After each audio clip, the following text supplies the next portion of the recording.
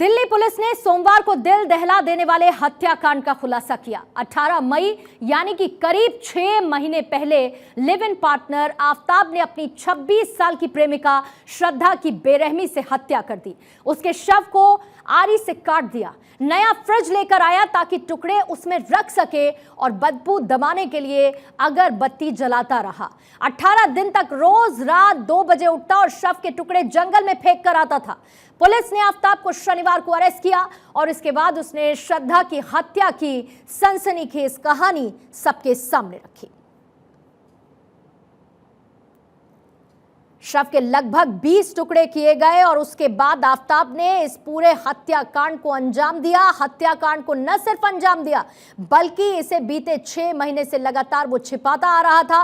Police ने इस बात का खुलासा किया और आफताब को शनिवार को अरेस्ट कर लिया और उसके बाद श्रद्धा की हत्या की सनसनीखेज कहानी सबके सामने आई। मुंबई में ये मुलाकात हुई और उसके बाद दिल्ली में लिव इन रिलेशनशिप में रहने वाले ये दोनों लोग श्रद्धा और आफताब ने इस घटना को अंजाम दिया। शरीर के टुकड़े किए और उन टुकड़ों को फ्रिज में रखा ताकि किसी को इस हत्याकांड के बारे में जानकारी ना लग सके, बदबू ना फैले। इसके लिए अगरबत्ती का इस्तेमाल वो करता रहा। 18 दिन तक लगातार रात 2 बजे उठता, शव के टुकड़े डिस्पोज ऑफ करने के लिए जंगल में जाता, उन्हें वहां पर फेंक देता, जिसके बाद पुलिस ने अब इस मामले में गिरफ्तारी कर ली है और आफताब को शनिवार को गिरफ्तार कर लिया गया है और श्रद्धा की हत्या की तमाम जानकारी इस गिरफ्तारी के बाद सामने आई है।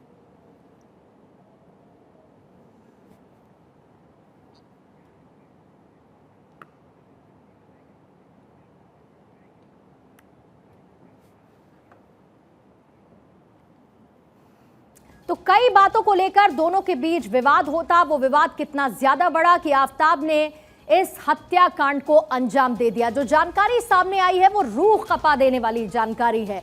4 साल तक का साथ इन दोनों का, 6 महीने से लापता श्रद्धा के बारे में कोई जानकारी नहीं थी, लेकिन इस हत्याकांड को अंजाम 18 मई को दिया गया और 18 मई से इसे छिपाने की पूरी कोशिश की गई। शव के 35 टुकड़े कर दिए गए और उन 35 टुकड़ों को प्रिजर्व किया गया, छिपा के फ्रिज के अंदर रखा गया ताकि इसकी भनक किसी को ना लगे। एक एक कर टुकड़े उसके बाद बाहर आफताब फेंकता रहा। 8 नवंबर को इसकी शिकायत पहुंची, जिसके बाद पुलिस की कार्रवाई। 14 नवंबर को इसे लेकर खुलासा होता है, यानी कि बीते 6 महीने से ये सब कुछ हो रहा था और कानों कान खबर किसी को नहीं लग पाई। आपको बता दें कि इसमें जानकारी जो मिल पाई है, महाराष्ट्र पालघर की रहने वाली ये लड़की श्रद्धा थी, यानी कि पहले मुंबई में ये दोनों साथ मिले, वहां पर थे, फिर उसके बाद ये दिल्ली आए और इसके साथ ही बहुराष्ट्रीय कंपनी के कॉल सेंटर में ये काम करती थी।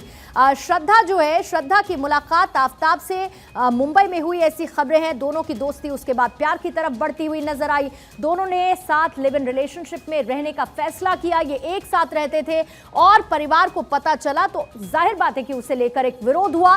बेटी श्रद्धा और आफताब ने उसके बाद मुंबई छोड़ दिया। मुंबई से वो दिल्ली चले आए। पता ये चला कि महरौली के छतरपुर में ये रहते हैं, वहीं पर ये काफी वक्त से थे और परिवार बेटी की खैर खबर लगातार लेता रहता था, यानी कि बेटी के साथ परिवार संपर्क में था। लेकिन उस परिवार को यह नहीं पता था जिसके साथ बेटी ने रहने का फैसला किया है, वो उसके टुकड़े टुकड़े कर मौत के घाट उतार देगा।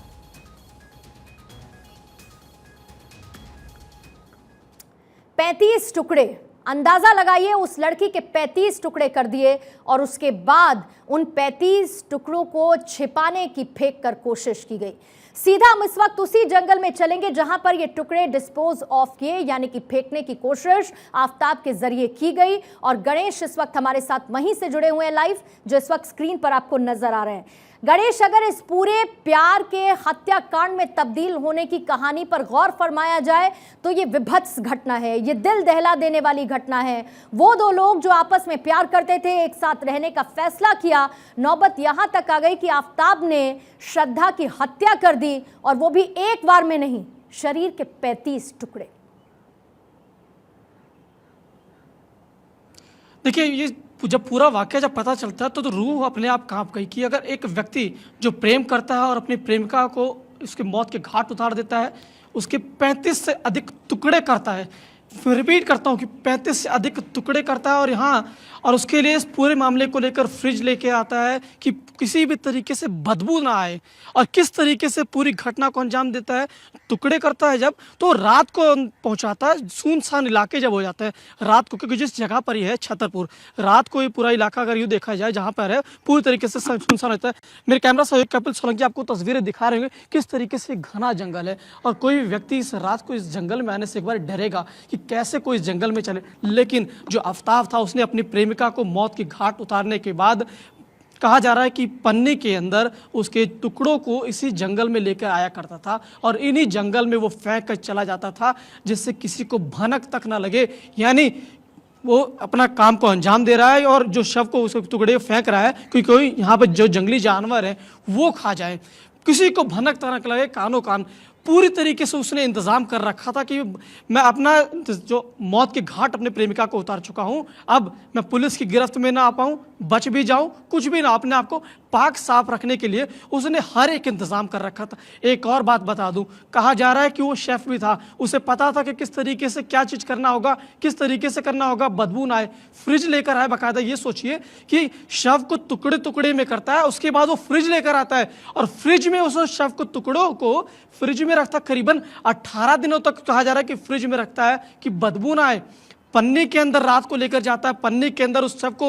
और गौर करने वाली और एक और बात है, यहाँ पर जो जंगल की दीवार है वो टूटी हुई है, उस टूटी हुई दीवार के जरिए इस जंगल के अंदर दाखिल होता है। कैमरा सहयोगी कपिल सोलंकी आपको दीवार दिखा रहे होंगे कि किस तरीके से दीवार टूटी है, और इस जंगल के अंदर घना जंगल है जी। पूरी तरीके से। अगर कोई हम यहाँ पर खड़े हैं, सब कुछ इसीलिए पूरी प्लानिंग के साथ गणेश, ताकि किस किसी को तरीके इसके से बारे वो में दरिंदा जानकारी हासिल ना हो सके। और जब जानकारी सामने आई तो हर कोई इस हत्याकांड को सुनकर सन्न रह गया।